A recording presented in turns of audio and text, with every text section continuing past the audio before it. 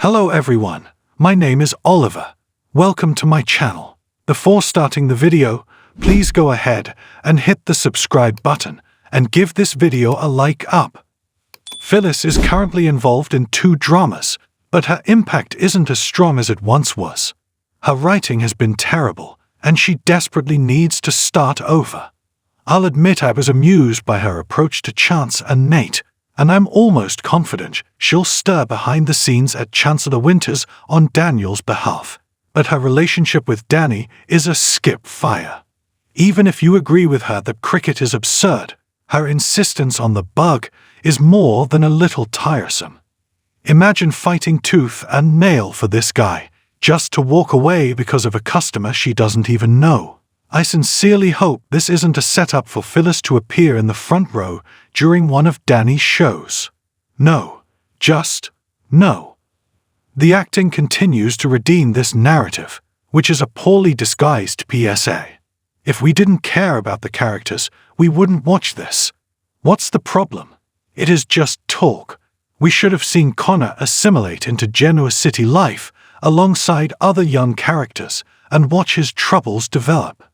A few cutaways of Connor plucking the strings on his hoodie or scribbling will suffice, even when we care for these folks and toss in a little Sharon for good measure. The amount of screen time this plot spends on discussion and therapy speak is insufficient to compensate. At this point, the writers rely too heavily on mental health as a plot device, especially given that we've already seen all of Billy and Adam's man agony. Chelsea's treatment sessions, Claire's off-screen therapy sessions, Connor's, Ashley's, and Nikki's AA meetings. This isn't entertaining. It is gloomy.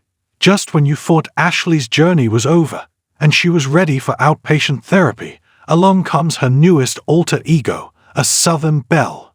We're not sure how she managed to get away from Tracy's careful eye long enough to dig up a red dress and head to the bar, but we knew it was coming. Tracy will spend time with one of her ex-partners, Danny, while Miss Ashley drinks her tequila and lime. You adore seeing it. Nobody needs a confidant more than Tracy. Anyway, as things progress, Ashley's psychiatrist friend from Paris will appear on the scene. Will Ashley end up in Fairview before everything is said and done? You will have to tune in to find out. When we claim the Young and Restless kidnapping plot has more flaws than Ashley Abbott's memory, we are not kidding. Sure, watching a soap opera requires some suspension of disbelief, but we all have limits. Let us start with the basics. Jordan managed to follow Claire to the Abbott mansion, get out of her man disguise, clean up, hijack a delivery driver and truck, get her hands on some chloroform and a cloth, sneak into the Abbott mansion unseen and unheard, accost both Claire and Harrison, and drag them both back out to the truck on her own without making a sound. All the while Tracy and Ashley slept just feet away and Kyle was fully awake downstairs. Act I included the frenzy, and I have to say that Alison Lanier and Michael Mealer did an excellent job as the worried parents. There has been a lot of internet criticism of Summer's reaction, which is completely unjustified. She's been this boy's mother for aeons and adores him as her own. As a result, her reaction was accurate, as were her suspicions concerning Claire. If someone had carried out a conspiracy in which my father was stabbed, my grandma was hooked up to a vodka IV and imprisoned, and my entire family was poisoned, I'd need more than a few weeks in memorial to believe she changed. What is unrealistic is this family's hasty embrace of a young woman who was part of a diabolical scheme to kill them all, no matter how much they wanted to. Summer's decision to wait until the next day to contact her ex-boyfriend, the chief of police, was also unrealistic. Wouldn't Chance have been her first call? Also, why is everyone waiting for Jack and Victor to come up with a plan?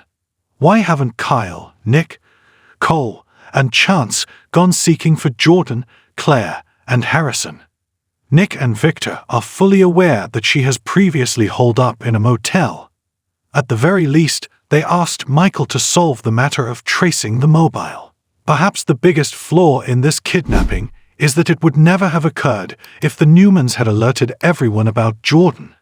Victor, who is so concerned with safeguarding family, never bothered to inform the extended family about Jordan's threat to any and all of them. Where is Billy in all this? Okay, we'll tell you. While his family was dealing with two major crises, Ashley's mental health and Harrison's kidnapping, he was seen jokingly strolling up to Chelsea in the club, following a heated argument at Chancellor Winter's, and asking if she wanted a table for thanks watching this video.